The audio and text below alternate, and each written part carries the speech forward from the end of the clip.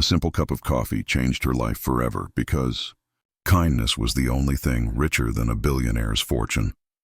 The café door creaked open with a tired groan as an old man in a faded coat shuffled inside, his steps slow and deliberate, as though each one carried the weight of years spent in silence.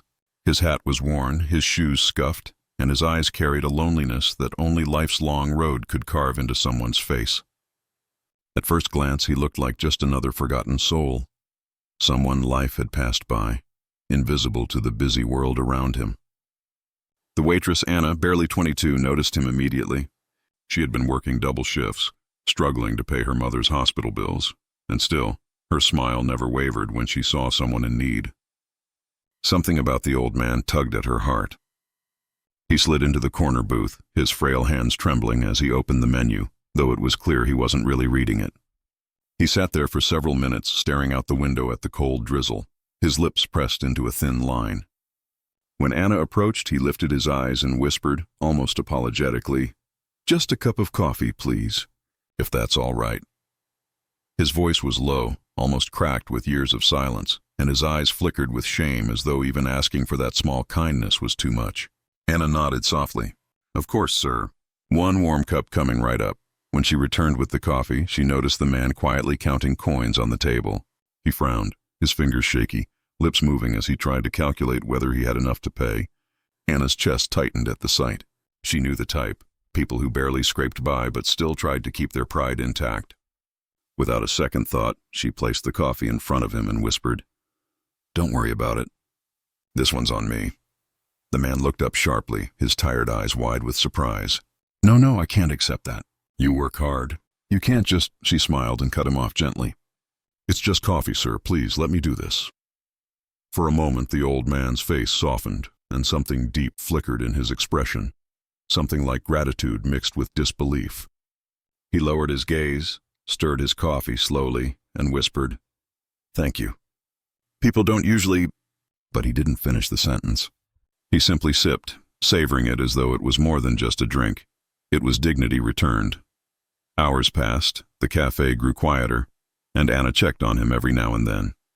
He seemed to sink into the warmth of the place, into the small kindness she had offered, but there was something mysterious about him.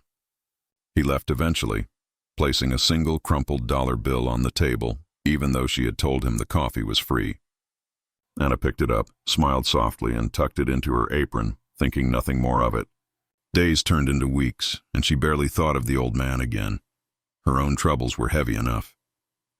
Her mother's treatments were expensive, the rent was overdue, and Anna was constantly exhausted from juggling long shifts with late-night studying. She often wondered if she'd ever escape this endless grind. One rainy afternoon, the cafe was emptier than usual when sleek black cars suddenly pulled up outside. Men in suits stepped out, drawing the attention of everyone inside. Moments later, the same old man walked in, but he looked different. His coat was no longer frayed. Instead, he wore a tailored suit, his shoes polished, his posture straight and commanding. The entire cafe seemed to fall silent as he entered, his presence somehow magnetic. Anna froze, recognizing him instantly. Her heart raced, confused at the transformation. He approached her with a kind but firm smile. "Anna, isn't it?" he asked, his voice no longer frail but steady and confident. She nodded, stunned. He continued, "I came back because I owe you something. You showed me kindness when you thought I had nothing. You treated me with dignity when others would have ignored me. But what you didn't know is that I'm not a poor old man. I'm Henry Blake." The name struck her. Henry Blake, the billionaire philanthropist whose face she had seen on magazines in passing, though she hadn't recognized him that day in the cafe.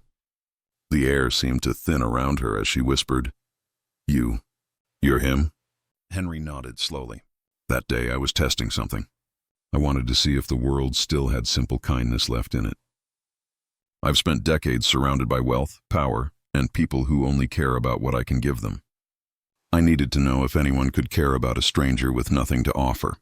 You proved that such kindness still exists." Anna's eyes filled with tears. She didn't know what to say. "I didn't do anything extraordinary. It was just coffee," she murmured. Henry's eyes softened. "To you, maybe. But to me, it meant everything." He then placed a folder on the counter. Anna hesitated before opening it. Inside was a scholarship fund in her name, a fully paid medical account for her mother's treatments, and an offer of mentorship for her future. She gasped, tears spilling down her cheeks. I don't know what to say," she whispered. Henry smiled gently. "Say nothing. Just promise me one thing, that when you're in a position to help someone, no matter how small, you'll remember this moment and pass it on." Anna nodded, overwhelmed, her hands trembling as she clutched the folder to her chest. Life changed for her after that day. Her mother received the care she desperately needed.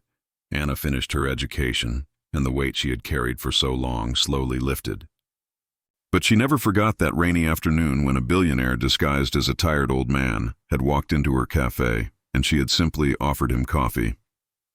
She often thought about how close she had been to missing that moment, how easy it would have been to dismiss him like so many others had. Instead, she chose kindness, and that one decision had changed the course of her life forever. Years later, Anna sat in the same cafe, now its proud owner. She had bought it with Henry's encouragement, turning it into a place where kindness lived in every cup served.